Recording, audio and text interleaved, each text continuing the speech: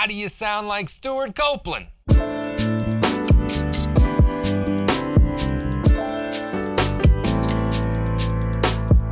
I've got a lot of lessons on the channel about Stewart Copeland, about his playing. I've got a lot of lessons in the members area on Stewart Copeland and his playing, but a lot of times what I like to do when I'm studying a drummer is not just learn specific parts. What I like to do is try to almost like you're taking an aerial view of what's going on, and I try to look at the big picture ideas of what he's doing that makes his style, and not just Stewart, anybody, whoever you may be looking at. Whatever drummer, it's good to look at the specifics, but then it's good to back up and go, okay, where are these recurring? Are these part of their personality? Is this part of that? And he's a very good one to do that with, because he's got some really, a lot of things we can point to that are like, oh, that's a Copelandism, and much of it can be traced back to one of these things. So I'm going to give you 10 ways that you can dig in and begin to research him and sound more like Stewart Copeland in your playing. I broke it.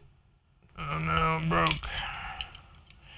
Tim's going to be so angry that I broke my lapel mic. I keep this mic just for you, Tim.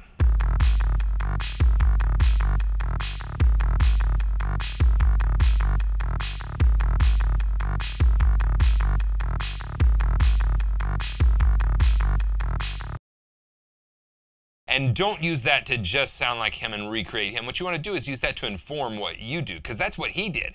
He had a rich history of studying world rhythms, and he used those to inform his playing with one of the biggest bands in the world. And that's what we want to do in our playing, is just use him to inform us and to encourage us to push ourselves. So the first thing is, some of these will seem obvious and some of them not so obvious, but the first thing that we see recurring in his playing is, you might as well forget about one. Just avoid it. Like, completely lay it to the side. He emphasizes other beats besides one. Whenever he comes out of drum fills, many times he'll come out on 4. He'll come out on the upbeat of 4. When he makes specific drum grooves, I'm thinking about, I think it's King of Pain, as well as, if you look at one of their bigger hits, Roxanne, he takes a very simple beat and displaces that for those first 2 kick drums to the and the 2, and what you have is you have a typical rock beat that now doesn't sound so typical because he's avoiding 1. His entrances avoid 1. So again, I can point out time and time again, avoid 1 when you're playing in the style of Stewart Copeland, or you're playing police tunes, or you're just wanting to implement that into your playing. The second thing that I can emphasize for you is, and it's in the same vein of avoiding 1, but your drum fills. Oftentimes, and I can point to, Demolition Man, Regatta de Blanc, the King of Pain is another good one. There was one I was just thinking of that I actually just had pulled up. What was it? It was a real good example of that, of avoiding 1 in the drum fills. Where is it? Hole in My Life is another one, and then Driven to Tears. Those are great examples of, Driven to Tears is all over it. So what happens is he starts that drum fill before 1 and ends it before the measure ends. So he's going to end the drum fill on 4, end it on the and of 4. He's going to start the drum fill on the and of 3. He's going to start it on 4. He's going to start it on the and of 4.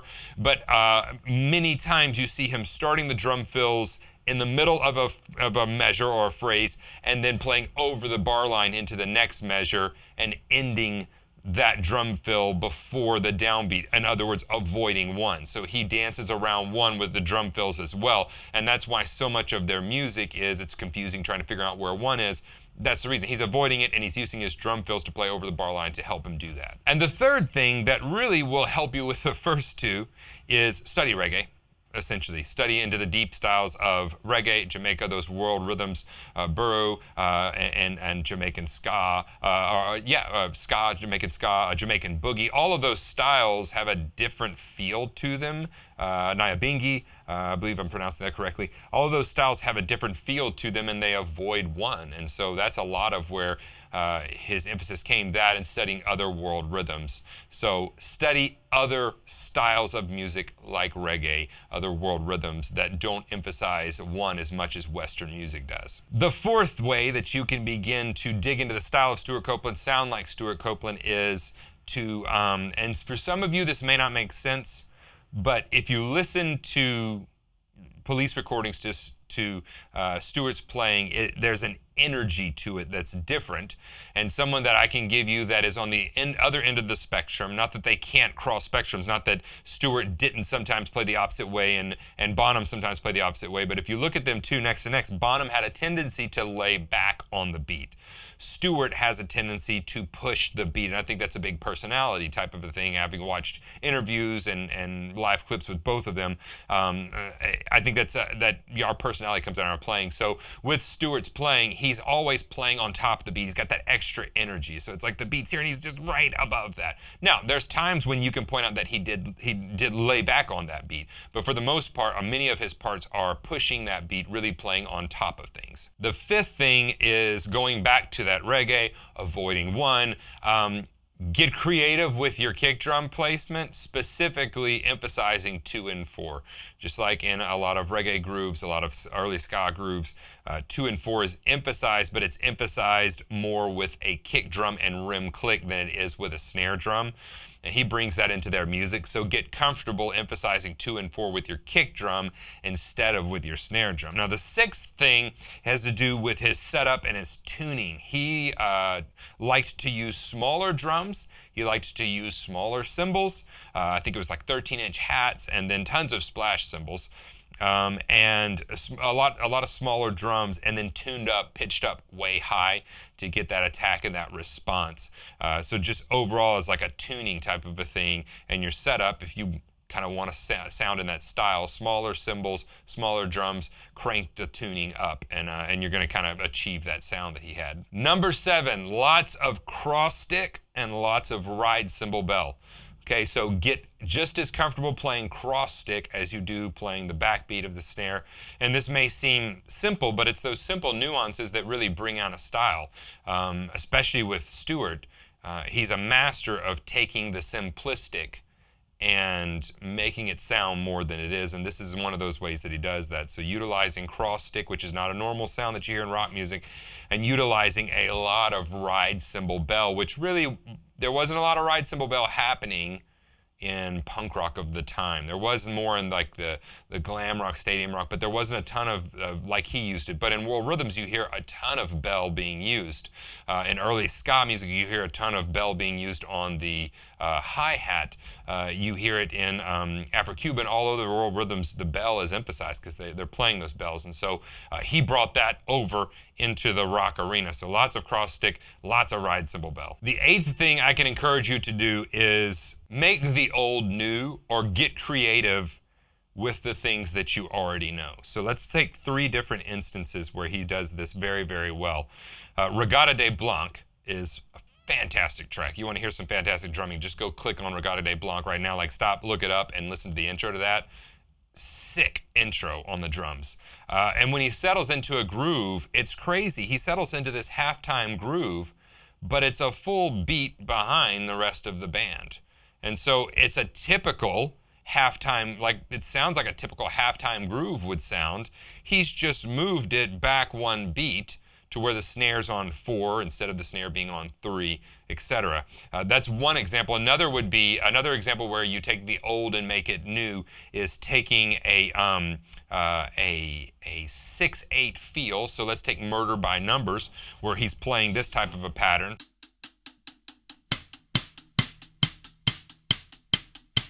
One, 2, 3, 4, 5, 6, 7, 8, 9, 10, 11, 12, 1, 2, 3, 4, 5, 6. Usually when we play that, it's...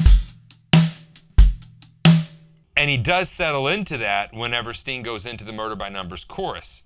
But until then, what does he do? He takes the old and makes it new by putting that kick drum on the 2, or on as the downbeat, where the snare usually goes. So 4, 5, 6, 1, 2, 3, 4, 5, 6, 1, 2, 3, 4, 5, 6, 1, 2, 3, 4, 5, 6, 1, 2, 3, 4, 5, 6, 1, 2. That's not overly complex. It's a very simple thing, and it just takes rearranging that. Another example, I'll give you 4 examples. Another example is the groove to Roxanne. He takes this very simple rock groove,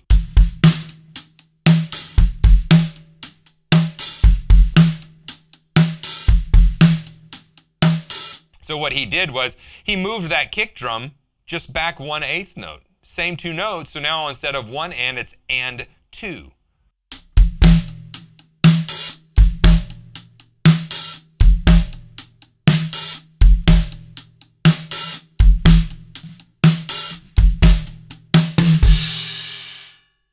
That's such a simple move, and yet it changes the feel of the whole song. And then, of course, they avoid one and do all the other things that Stewart does. Emphasize the hi-hat, all of those things, ride cymbal bell towards the end. All of those things he's doing. Now, another song that's great for that is King of Pain. He takes this groove from King of Pain, and so it's a typical 4 on the floor groove.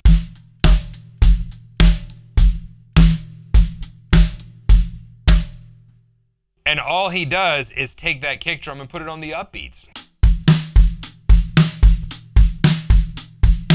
1 and 2 and 3 and 4 and 1 and 2. That's another example of such a simple move. So he took something that's very, very familiar and then just moved one part of it. So it's not like you're learning a whole new skill set, it's reinventing the old. Sometimes we take the old and put it in a bag, when we should take it back out and go, how could I flip this on its head? How could I do it differently? So explore older rhythms and play them differently. We're getting towards the end here. The 9th thing is bring the hi-hat to the forefront. So there's many songs with the intro, it's just hi-hat and kick. Walking on the Moon is a fantastic example of his excellent hi-hat work. And there's Every Little Thing She Does Is Magic. He brings the hi-hat to the forefront and really emphasizes that. And in a rock setting, that's not something that happens very often. We emphasize the kick, we emphasize the snare, but he's taking something old, the hi-hat, and again, he's going, no, I'm going to make that the star of this part of the song. That's it. And that's what comes off is, man, you listen to those hi-hat patterns, that's what's coming off on Walking on the Moon, and Every Little Thing She Does Is Magic, and the intro section. All of those songs, it's so great how he's utilizing that hi-hat in a different way. And then the 10th thing is combining a couple of others. Remember I said get used to using the cross stick, emphasize the hi-hat. Now get used to doing those together. And again, I want to encourage you to go listen to the intro to Regatta de Blanc.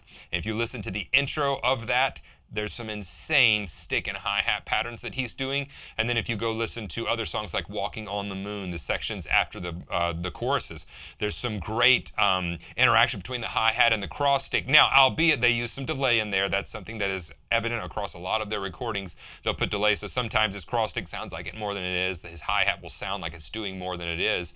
But he takes those simple things and uses that to augment them. But get accustomed to doing simple patterns between the hi-hat and the snare, and that's going to make it sound like so much more. So that's 10 different ways that I can come up with that you can sound more like Stewart Copeland, or help to achieve his sound in your playing, or use the concepts that he used in his playing and bring them to your playing, or the thought patterns. Those are important to me. Like, what's he doing there? Wow, that's just a basic rock groove, and he's playing it a beat behind. That's a basic kick drum pattern. He's playing it half a beat behind. That's a 4 on the floor pattern. He's playing that half a beat.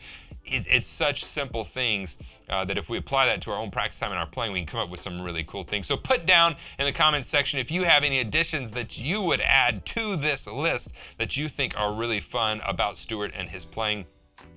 Again, I encourage you to go study reggae, all world rhythms, use that to inform your playing, and subscribe to the channel if you haven't yet. Turn on post notifications. I've got 3 different lessons, videos, tips coming out every week, and that's been consistent. And so I don't want you to miss any of those. Share this with somebody you think it may help. Hit that thumbs up button if it helped you, and yeah, leave me a comment before you get out of here. Anyway, I'm going to go listen to some Police now because now I want to.